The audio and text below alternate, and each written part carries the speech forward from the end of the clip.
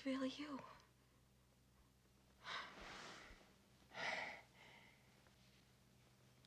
See, if I'd have known, I would have had my hair done. Had somebody give me a manicure.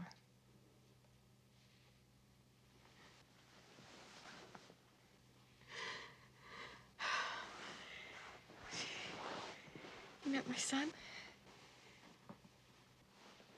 He's a good boy. He works very hard. I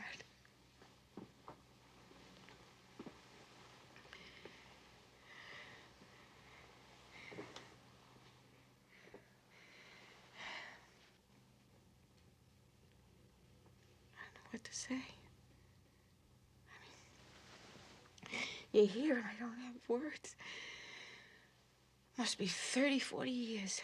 Oh, I bet people have told you this till you're blue in the face. I've loved you ever since the first time I ever saw you. We were living on Eastern Parkway. That's in Brooklyn. My father gave me 10 cents to go to the movies with Wanda Sternhagen, my girlfriend. My father didn't have much.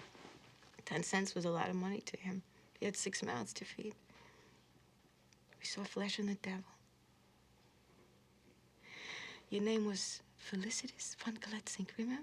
What a name. I never forgot it. It stuck in my head. You know, movie names don't usually stick in your head. There I was, in the balcony of the Loews Pitkin,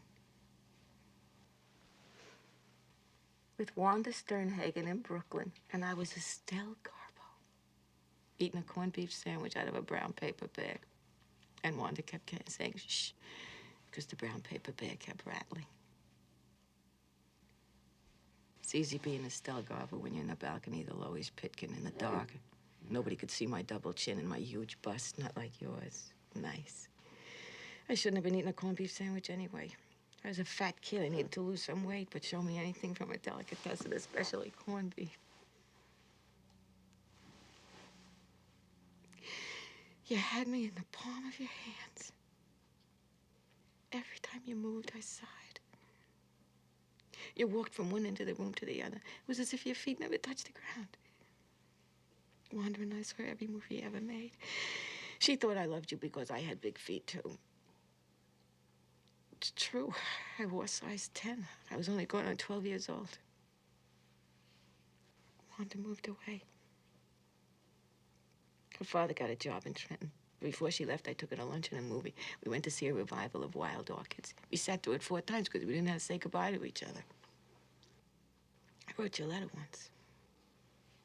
I never wrote to any other movie star. I didn't get an answer. That's all right. That's all right. I didn't take it personally.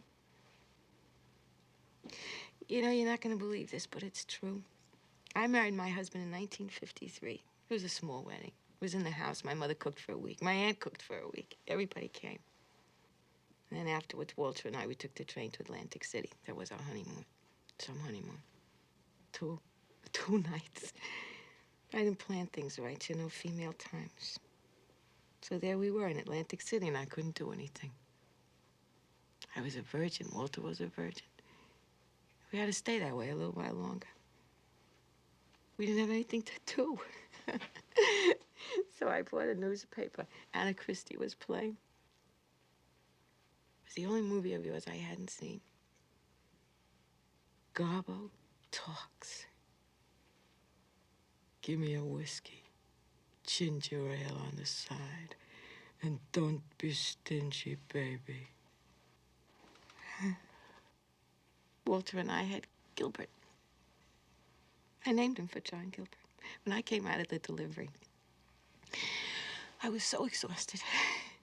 I could hardly move. I mean, I could hardly even open my eyes. The TV was on. They were playing Camille, and all I kept looking at were those heavy skirts of yours going back and forth and back and forth and back and forth.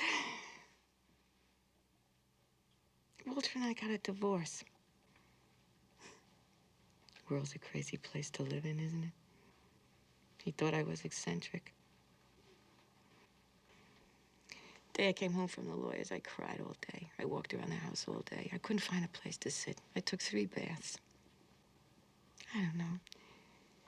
You love somebody, you have a child, and then it's over. Why? I don't know. turned on the TV. They were playing Queen Christina. That close-up of you at the end, I thought it would never end. I mean, it just went on and on and on. God, how I hated you. I really hated myself. I thought if I looked like you, if I had that face, if I had those eyes, I wouldn't be so alone.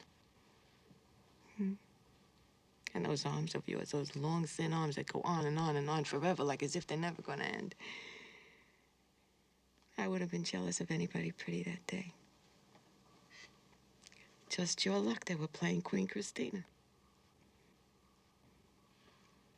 You care anything about basketball? The Knicks are out of the playoffs. I'm not entirely happy about that.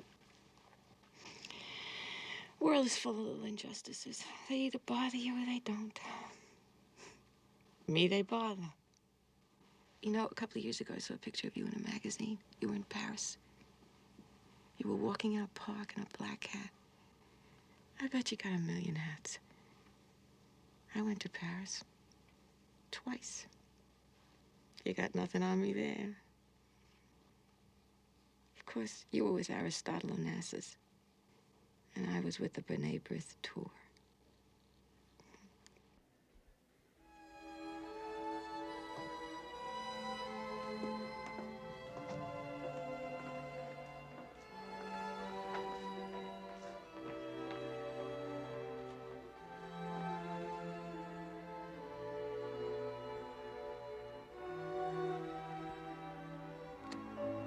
Oh, Gilbert.